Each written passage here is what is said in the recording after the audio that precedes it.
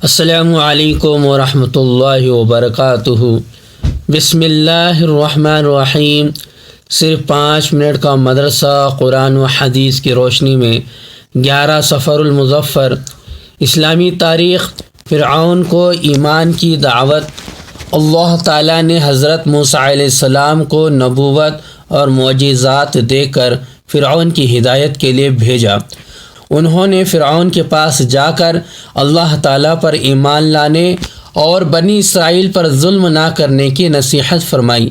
فرعون اس کی قوم نے ان کو جھٹلایا تو اپنی نبوت کی تصدیق کے لیے معجزات پیش فرمائے، مگر فرعون نے غرور و طاقت کے نشے میں حضرت موسیٰ علیہ السلام کی دعوت کا اثر قبول کرنے کے بجائے آپ صلی اللہ علیہ وسلم کے معجزے کو جادوگری کا کرشمہ سمجھ کر مقابلے کے لیے ملک کے ماہر جادوگروں کو بلایا، مگر وہ جادوگر مقابلے میں ناکام ہو گئے اور نبوت و سحر کے فرق اور معجزے کی حقیقت کو سمجھ کر جادوگروں نے ایمان قبول کر لیا۔ اس منظر کو دیکھ کر فرعون غصے سے بھڑک اٹھا اور ان کو سخت سزا دے کر ہلاک کر ڈالا۔ اس کے بعد بھی حضرت موسیٰ علیہ السلام مسلسل انہیں دعوت دینے میں مصروف رہے، مگر ان بدبختوں نے پھر بھی ایمان قبول نہ کیا، جس کی وجہ سے ان پر قحط سالی، طوفان، ٹڈیوں، جوؤں، مینڈک اور خون کے عذاب کا سلسلہ شروع ہو گیا۔ ان سزاؤں سے عبرت حاصل کرنے کے بجائے ان کی سرکشی و نافرمانی حد سے بڑھ گئی، تو اللہ تعالیٰ نے پوری قوم کے ساتھ فرعون کو بحر قلزم میں ڈبو کر ہلاک کر دیا اور اس کی لاش کو محفوظ کر کے بعد میں آنے والوں کے لیے عبرت کا نشان بنا دیا۔ اللہ کی قدرت۔ سورج کی گرمی۔ اللہ تعالیٰ نے سورج کو پیدا کیا۔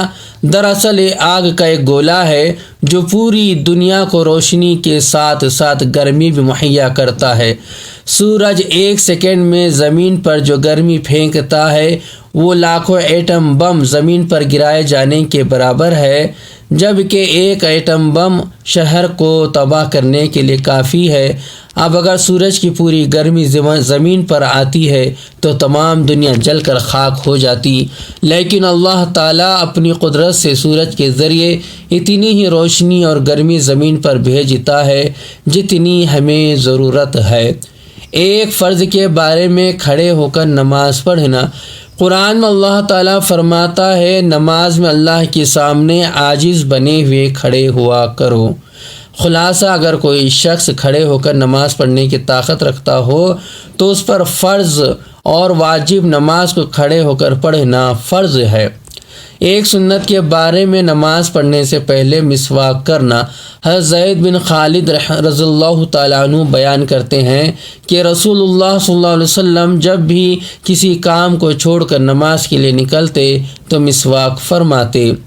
ایک اہم عمل کی فضیلت دوران سفر شر سے بچنے کی دعا۔ رسول اللہ صلی اللہ علیہ وسلم نے فرمایا، جو شخص کسی مقام پر ٹھہرے اور یہ دعا پڑھے تو اس مقام سے روانہ ہونے تک کوئی چیز نقصان نہیں پہنچائے گی۔ اعوذ بکلمات اللہ التامات من شر ما خلق۔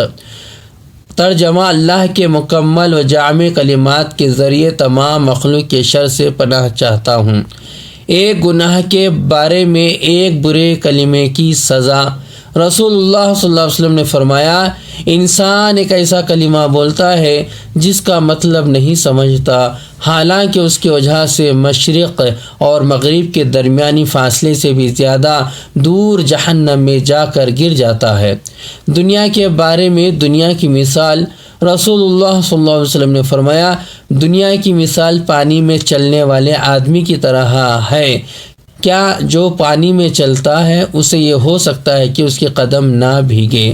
خلاصہ، جس طرح پانی میں چلنے والے کا قدم بھیگے بغیر نہیں رہ سکتا، اسی طرح دنیا میں گھسنے والا گناہوں اور آفتوں سے نہیں بچ سکتا۔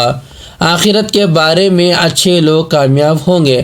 قرآن میں اللہ تعالیٰ فرماتا ہے، جس وقت سور پھونکا جائے گا اس دن لوگوں کے درمیان کسی قسم کا رشتہ ناتا باقی نہیں رہے گا اور نہ ایک دوسرے کا حال پوچھ سکیں گے۔ چنانچہ جس کی نیکیوں کا پلہ بھاری ہوگا تو ایسے لوگ کامیاب ہوں گے۔ طب نبوی سے علاج۔ چقندر بیٹ روٹ کے فوائد۔ ایک مرتبہ ام منذر بنت قیس رضی اللہ تعالیٰ عنہا کے گھر پر رسول اللہ صلی اللہ علیہ وسلم کے ساتھ حضرت علی رضی اللہ تعالیٰ عنہ بھی کھجور کھا رہے تھے، تو رسول اللہ صلی اللہ علیہ وسلم فرمایا، اے علی بس کرو اس لیے کہ تم ابھی کمزور ہو۔ ام منذر کا بیان ہے کہ میں نے ان کے لیے چقندر اور جو کا کھانا تیار کیا تو رسول اللہ صلی اللہ علیہ وسلم نے حضرت علی رضی اللہ تعالیٰ عنہ سے فرمایا، اے علی اس کو کھاؤ اس لیے کہ تمہارے لیے فائدہ مند ہے۔ فائدہ چقندر اور جو قوت بخشتے ہیں اور کمزوری کو دور کرتے ہیں۔ قرآن کی نصیحت۔ قرآن میں اللہ تعالیٰ فرماتا ہے، جو کچھ مال اللہ تعالیٰ نے تم کو دیا ہے اس سے آخرت کے گھر کی تلاش کرو اور دنیا میں اپنا حصہ لینا نہ بھولو، اور جس طرح اللہ تعالیٰ نے تمہارے ساتھ احسان کا معاملہ کیا ہے تم بھی لوگوں کے ساتھ احسان کا معاملہ کیا کرو، اور زمین میں فساد پھیلانے کی خواہش مت کرو، بے شک اللہ تعالیٰ فساد کرنے والوں کو پسند نہیں کرتا۔ اللہ تبارک تعالیٰ سے دعا ہے کہ اللہ تبارک تعالیٰ ان باتوں پر عمل کرنے والا بنائے اور ان باتوں کو یاد رکھنے والا بنائے۔ اگر مجھ سے کہنے میں پڑھنے میں کچھ خطا غلطی ہو تو میری اصلاح فرما دیں، اور اس ویڈیو کو زیادہ سے زیادہ لائک کریں، شیئر کریں اور سبسکرائب کریں میرے چینل کو۔ السلام علیکم۔